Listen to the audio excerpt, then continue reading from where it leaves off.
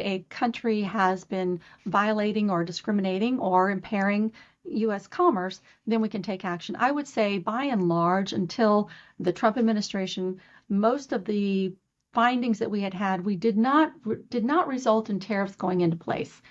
Generally, we got to a point where the president would make a decision, I'm going to put tariffs on, but then the country would come to the table, there would be consultations, there would be some sort of plans of action of trying to deal with the IPR violations or some way to manage it. And in most cases, we have assessed tariffs before and a few times, but in most cases, there would be a resolution. This Get Ready to Be Ready episode has been brought to you by the World Trade Center, Arkansas. To ensure you stay up to date on new podcast episodes and more Get Ready to Be Ready series posts, be sure to follow us on Instagram at WTC.Arkansas and subscribe to our YouTube channel at World Trade Center, Arkansas. Hi, I'm Jana Carter, Trade Director and Foreign Policy Advisor for the World Trade Center, Arkansas. And I'm delighted today to be hosting a part of our series on Get Ready to Be Ready. Today, we're going to be talking about the trade ABCs and 1, 2, 3s. And so it'll be a 3-part series. And I'm delighted today to have our special guest, Nicole Bivens Collinson, from the law firm of Sandler, Travis, and Rosenberg out of Washington, D.C., the Washington, D.C. office. And Nicole's the managing partner and of the operating committee, International Trade Government Relations Practice Leader. And Nicole, I will let you tell us more about what you do and about yourself and your role at your firm. And you're certainly our subject matter expert today, so we'll be looking to you to guide us through this. Great. Thank you so much, Jana.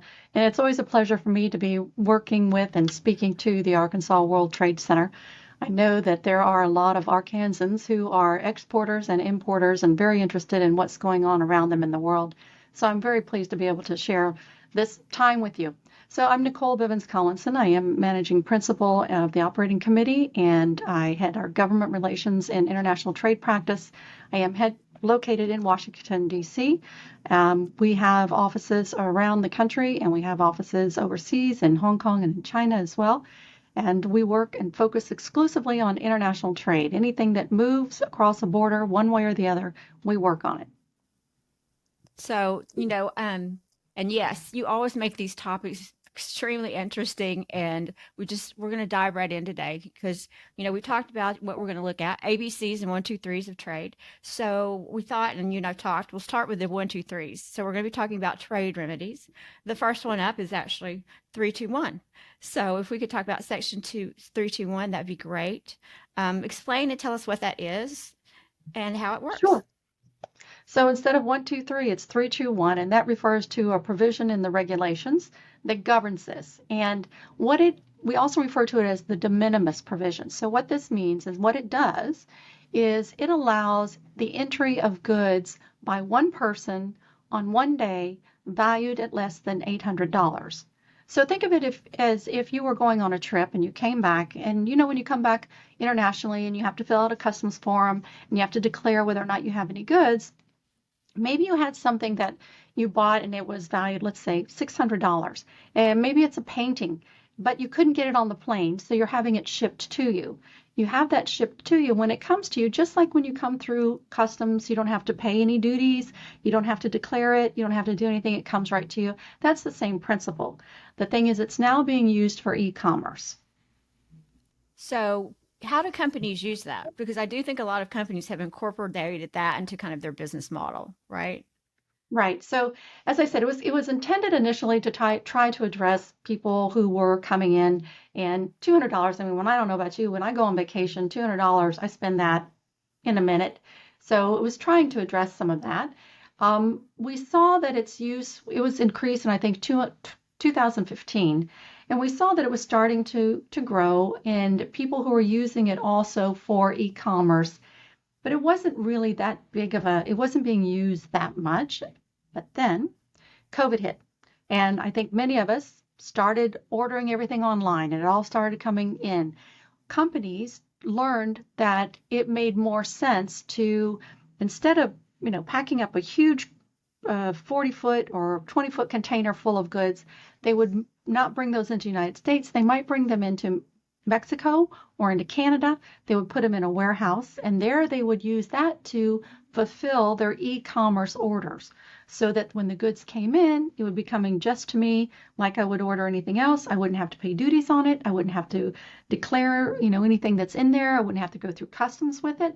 And it's coming to my house. So what we saw is many companies setting up businesses that are e-commerce based using this provision to avoid having to pay the tariffs or any of the additional duties that were being assessed. Because also recall that at the same time, for goods that were made in China, particularly, the Trump administration had imposed 25% or 7.5% tariffs on most goods. So this is a way for companies to keep their goods low cost, but to allow a person to be able to get those goods easily, simply without any additional duties. So now there's some discussions about changes, right? Some possible changes are being discussed. What Right. are those? Kind of what's the status? What's the discussion all about? So, as I mentioned, I don't think anyone envisioned this as to be a commercial endeavor. I mean, at this point, it's gone from, bringing in my stuff that I couldn't get in to maybe a small micro entrepreneur developing a business to a huge commercial venture. There are some very large companies now that this is all they do. This is how they manage their entire business. They don't have a bricks and mortar presence in the United States, but they have a huge online presence, and many of that is fulfilled through this. So it's gotten really, really big.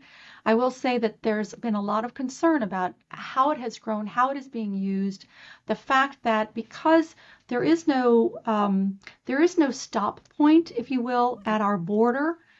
Customs is not looking at it. We don't know what's coming in. You hear about the fentanyl coming in. You hear about fraudulent goods coming in. You hear about IPR violating goods coming in, goods that are just not safe. That, during the pandemic, we had people using it and importing hand sanitizer that would, rip the skin off of your hands because they just weren't being subjected to the same type of scrutiny that goods that might come in a 20 or 40-foot container might have to meet. So there are some, I would even, I've heard customs officials, U.S. customs officials, calling this provision the FTA for China. And there is a lot of concern about how CBP can enforce it, how can they deal with it. And as a result, the Congress is starting to step in and try to address it. And just as recently as yesterday, there was a bill that was introduced by Senators Cassidy, Baldwin, and Vance that would modify the 321 provision. In this provision, it would make it so that every package, no matter how small, would have to provide 5 or 6 data elements whenever it was imported. It limits who and what type of transport mechanism can be used. It would make it basically so that China Post couldn't use it, right? It would limit it to U.S. specifically defined entities. It also prevents Russia and China from being able to use it. So it would block China or Russia from being able to use the 321 at all until such time as there's a review and they can always be removed. It also lays out certain criteria where other countries might be deemed ineligible to use this if they meet certain criteria. That was just introduced. I think that it will, we always say have legs. Does it have legs? Is there any possibility of it happening? I think it does, simply because it's an anti-China measure. Right. No, that makes sense. So would that still mean that CBP would be in charge of all of those enforcement and monitoring efforts? Did you They hear that? would. No. Yeah. The hope is that under the bill, they're going to require these data elements. So that's Right. going to mandate an interface with the customs, at which point they would be able to see if it's under a certain classification, they would say, oh, wait a minute, that's a perfume. Well, you can't import those through the mail like this because we have certain regulations with the FDA, USDA, et cetera, on perfumes. And people don't know that before. They would be shipping that normally like they are today without Right. actually meeting and providing the safety that we need. That's interesting. Um, so now that that's in the middle, and a lot of, well, in the middle of discussions or talks or being debated, I'm sure. Let's talk about another section. We're going to talk about Section 301. And again, I know this is looking at, unfair trade practices. So tell us about Section 301 and kind of who investigates that, who looks at that, and how does that section work? Right. So Section 301 comes from the Trade Act of 1974. And this is a provision where Congress gave authority to the president to use tariffs or quotas or other mechanisms that they think are necessary to try to obtain the removal of any acts or policies or practices by a foreign government that we feel violate either international trade agreements, or it's unjustified, it's unreasonable, it discriminates against U.S. Goods, or it burdens or restricts U.S. commerce. It's one of those things that it's the investigations can be launched either by someone requesting that an investigation be launched, or the government itself can self-initiate an investigation. Are there very many Section 301 actions, or is there much activity under Section 301? I just don't know. Are there? Yes, there. I mean, right now, the big one that people talk about is the action that former President Trump took with respect to imposing tariffs on China. And in that, the USTR, or the administration, self-initiated a review of China's acts, policies, and practices, and procedures with respect to violations of U.S. intellectual property and trade secrets theft. They launched an investigation. There is a, according to the law, there is a certain investigation process. Once the investigation is completed, then a recommendation comes forward from the investigative body, which then goes to the president. The president then makes a decision. Do I do quotas? Do I put in tariffs? Do I do a combination of tariffs and quotas? Is there some other mechanism that I put in place to try to address this? Right. And the choice at the time by President Trump was to impose tariffs. So we had an initial list of items that so we called that list 1, but that was actually divided almost in half. So it became list 1 and list 2. And under these lists, a certain number of products were deemed to, we assessed 25% tariffs on these products in order to compensate for the money that we felt was being lost due to IPR and trade secrets theft. That went forward. The Chinese responded with retaliatory tariffs, and the Trump administration put in place another set of tariffs. And so they made list 3. So now we have tariffs on list 1, list 2, list 3. Mm-hmm. The Chinese retaliated again. So we retaliated yet again with list 4. List 4 was divided into 2 parts, 4A, 4B. There are still a group of products in 4B that have no tariffs, but the products in list 4A generally are subject to a 7.5% tariff. The other products are generally subject to a 25% tariff, which is in addition to the normal tariff levels. So it's been used a good bit. Right. It sounds like it. Talking about IP issues makes me think of what we've talked about is special section 301 and how that addresses kind of IP concerns with a whole host of countries. So can you explain how that works a little bit? Right. So there is a special Section 301 that really focuses in on intellectual property, trade secrets, copyright infringement. And this mechanism has been used several times throughout its history since 1974. And it's something that if we find a country has been violating or discriminating or impairing U.S. commerce, then we can take action. I would say, by and large, until the Trump administration, most of the findings that we had did not result in tariffs going into place. Generally, we got to a point where the president would make a decision, I'm going to put tariffs on, but then the country would come to the table, there would be consultations, there would be some sort of plans of action of trying to deal with the IPR violations or some way to manage it. And in most cases, we have assessed tariffs before and a few times, but in most cases, there would be a resolution. We've seen clearly, though, in this instance, like with respect to China on their 301 tariffs, we've had no resolution. So it's still in place. Now, there's certain criteria, though, that we look at in order to assess a country's how they address and treat intellectual property, right? So, right. So there's certain lists. So there's the priority watch list and then a watch list depending on the degree of which or how they handle IP matters. So do you have a sense of that criteria and how countries get tossed on one of those lists and how one is distinguished from the other? Well, I mean, it kind of varies in degrees, right? You're right. So we have a watch list, which means these countries, we're a little bit concerned about what they're doing, so we need to watch and see a little more monitoring, a little more interaction. Then we have a priority watch list, and the priority watch list is one that we are not seeing any efforts to address the IPR infringement. The watch list is countries who we may have brought it to their attention. They have told us that they're trying to do something. Maybe there's a new law that's pending, or they've drafted a new law, or they're trying to crack down on violators. Whereas the priority watch list are countries who almost thumb their nose at us, or they may be countries that were on the watch list one year and we were watching them and they said, oh, we've got this new law, we're going to be putting it in place, we're going to be taking these actions, we're going to go in and burn all the violating Beanie Babies, which is something that one country did do. Another country had we had a big problem with the CDs and DVDs that were being bootlegged, and they had a big display of putting them out on the road and bringing out one of those big steamrollers and rolling over top of it.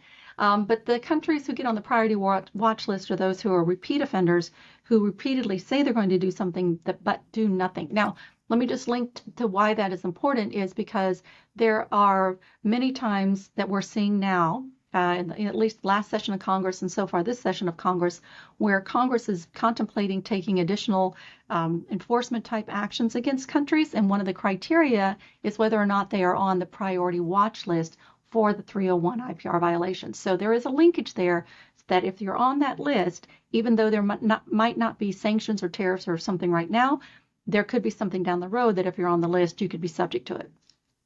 We were just talking about Section 301, and now we're talking about special Section 301.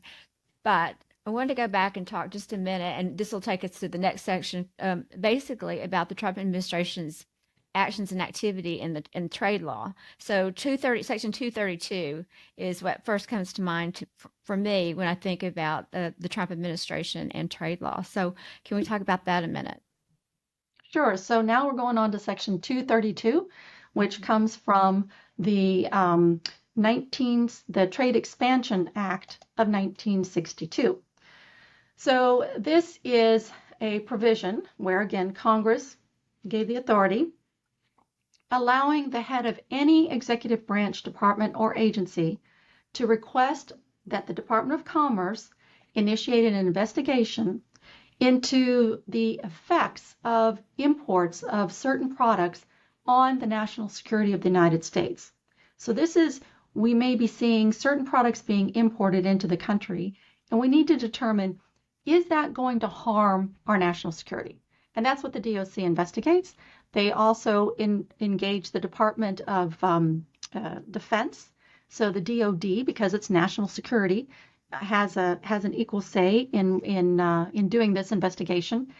And if they decide that there is a threat, then a recommendation would be made with potential remedial actions. That could include, again, quotas, tariff-free quotas. It could include tariffs. It could also, maybe it's not anything that's going to be on goods that are imported into the United States, but it could be additional programs, funding, support for domestic production to help us not face that, because it could be in a product that's very essential, but we don't want to cut it off because we still need it, but at the same time we want to build up our domestic production to be able to offset it. So it takes a range of issues, but the DOC will put these options in a paper and give it to the president, and then the president makes a decision. Right. So speaking of that, and we know that President Trump in particular has used this provision recently or during his administration, and I don't think it's been used that often, right? Section 232. Yeah, it hasn't been used very, very often at all. It was used in 1979 and in 1982 and in 2001. One of them was the result was that the president imposed an embargo blocking imports of crude oil from Iran and Libya as a result of those investigations in 79 and 82.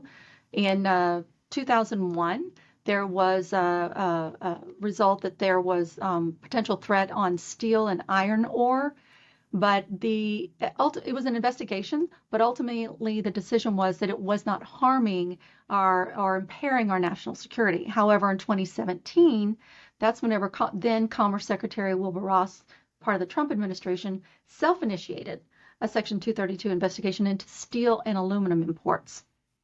And in that investigation, they found that, yes, these imports were threatening the national security of the United States, and recommended that the president impose tariffs and quotas to remove the threat. Now, the president agreed, I think it was in March 2018, to impose tariffs, 25% tariffs on steel products and 10% tariffs on certain aluminum products. So there are, we've had since that time, there are some steel and aluminum users. We manufacture a lot of products here in the United States, and they are reliant on that supply. And in order to not totally disrupt that supply, the Commerce Department set up an exclusion process whereby if I needed a certain product, I could petition and say, this isn't available here in the United States. Can I bring this in? Here's the quantity. Here's the country from which I'm going to bring it, as well as several countries negotiated tariff rate quotas, which up to that quota level, they could bring it in without having to pay the additional duty. So it was one of those things that's kind of a balancing act. Our steel production capacity has increased. We're at about 82% in many areas, but the goal was to get us to 80%. But I think that they're probably going to stay in place for a little while longer until we see that the domestic production increases a little bit more. That's interesting. So as I've been looking through and studying, getting ready for this, something that I think is most active and actually kind of most on my mind are, forced labor issues and the way that this administration has been looking and dealing with human rights abuses. So that, of course, brings us to Section 307, which, to my surprise, I did not realize how long that the U.S. had really, custom laws had prohibited imports of forced labor. I mean, it goes back to the 1890s. I had no idea. So Section 307, which is also pretty old, going back to the Tariff Act of 1930. So let's discuss that a little bit. So Section 307, Tariff Act of 1930, what this does is it prohibits the importation of any goods made in whole or in part of anything that includes forced labor. For years and years, it's been in place, as you said, since 1930s, but it had a consumptive demand exemption in there. What I mean by that is if there was a demand for that product in the United States, then customs really didn't enforce it that much. Let's think, wartime. Let's say we're in the Vietnam War and we need to produce more torpedoes or more bombs, and we don't have enough steel, or we're at full capacity on our steel. We need more steel, and we're going to import it from, let's just say, Russia, but it's being made by prison labor in Russia. Even though it's being made with forced labor, because we need it, we would go ahead and allow it to come in, even though everybody knew it was being made with forced labor. In 2015, the TFTA, which is the Trade Facilitation and Trade Enhancement Act, removed that consumptive demand exclusion. Whenever they did that, it started opening it up for customs to start really enforcing. And that's why in 2016, we started seeing much stronger enforcement by the Customs and Border Protection. So that being said, I think, again, the way this administration and I think other Congress and others have been looking at human rights abuses has certainly evolved. So now we find ourselves with, the Uyghur Forced Labor Protection Act, right? And which is more, it's a little, I won't say it's more extreme, but it's a harder burden to prove because it's a rebuttable presumption, right? So can you just touch basically on that just for a minute? Because I know that's fresh, really.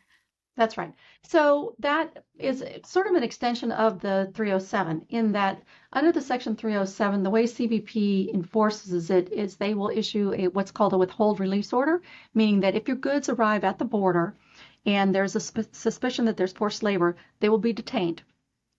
You got 90 days to try to prove that my goods are okay, I don't have forced labor, and you have certain documents and everything you have to present. You had the option then of exporting them or trying to prove that they were good. Then customs would look at them, and if they looked closer and found that something that they did actually find, not that it was just a suspicion, but they found forced labor, they would then issue a finding. And a finding means any of these goods coming from this entity absolutely are made with forced labor. They can't come into the country. What the UFLPA did was basically issue a finding on any goods made in whole or in part from anything that came out of the entire region of the XUAR, the Xinjiang region in China, which is the whole northwestern part of the country. 84% of the entire cotton crop is grown in that region. So imagine any apparel that might be made from cotton coming into the United States or going into fabric or yarns into Bangladesh or India or somewhere else. They could contain cotton that came from that region. So if those goods come in, the U.S. is going to stop them. CBP is going to stop them at the border. They're not going to be detained and have this 90 days. They will be under a finding. They can be the goods might be seized, they might be forfeited, and you only have 30 days. So the difference between it's basically there's already, like you say, the rebuttable presumption. Presumed these are guilty regardless. Right. So one of the last things that I wanted to make sure we got to today is the anti-dumping and countervailing duties trade remedies. So can you please explain those and compare, and contrast so we can understand which is what and how they operate? Right. Sure. So anti-dumping and countervailing duties are two remedies that we use to address unfair trade practices, and they provide relief to U.S. industries that may be materially injured or threatened with injury due to the import of these goods that are or like products, either the actual good or a competitive like product that's sold in the U.S. market. If it's sold at less than fair value, it's considered a dumping. It gets an anti-dumping. Or if it's being manufactured and subsidized by the foreign government or a public entity, that's a countervailing duty. So they kind of go hand in hand, and many times the goods may be being sold into the U.S. at less than fair value, so they can have an anti-dumping action, and that entity that's producing them is getting subsidies from the government, so they might have the countervailing duty assessed to them as well.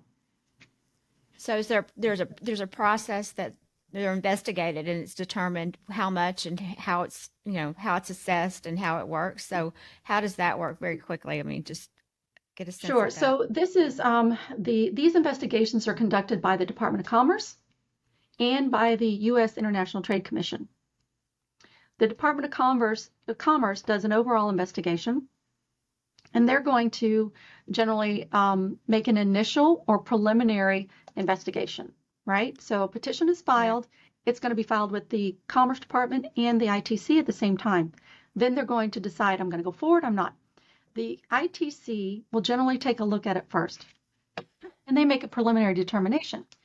They will investigate and say, we think that yes, they make an affirmative finding that we think there's been some material injury or there's a threat to a U.S. industry. If they make a negative determination, the investigation stops. So the first thing you see is an ITC preliminary. If it's affirmative, it goes forward. If it's negative, it stops. Then it goes from the ITC over to the Commerce Department. The Commerce Department makes a preliminary determination. They have to determine whether or not there might be dumping or there's subsidies. If they find that there is an affirmative yes, they believe that there is dumping or there are subsidies, then there's going to be action at that point. They will issue a preliminary determination, which means customs at that point will start collecting duties at the border on these products. Then it goes back to the ITC so that the ITC can take a look at it to determine whether or not there is a final, the ITA does a final determination about 120, 180 days later. They will then make a final decision. At that point is when we see that the tariffs, the additional duties are going to go into effect. And then there is a final ITC determination. The ITC could make a negative determination, even at this point. They might say, yeah, Commerce, we think you didn't do it right. We don't think it's there. And they can issue a negative determination. If they issue a negative determination, it stops. So there's at least two solid stop points determined by the ITC as whether or not something goes into effect. So as we've had this discussion today, we've touched on a lot of sections, a lot of trade remedies. Just to kind of bring it to Arkansas businesses. How does this touch Arkansas businesses? How does it impact them? Like, how do they understand how this is going to like touch their business? Is there like I just a think, high yeah, level?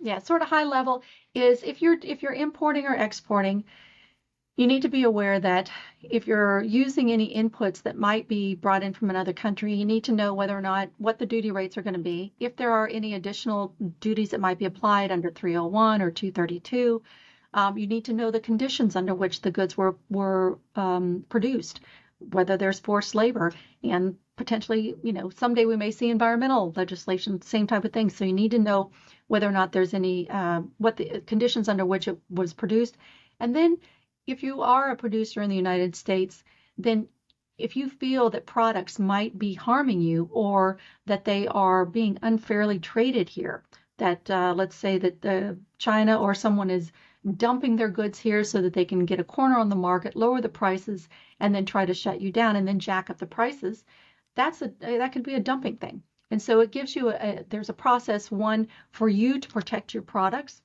All of these actions are put in place with the intent of protecting U.S. companies, U.S. manufacturers, U.S. exporters.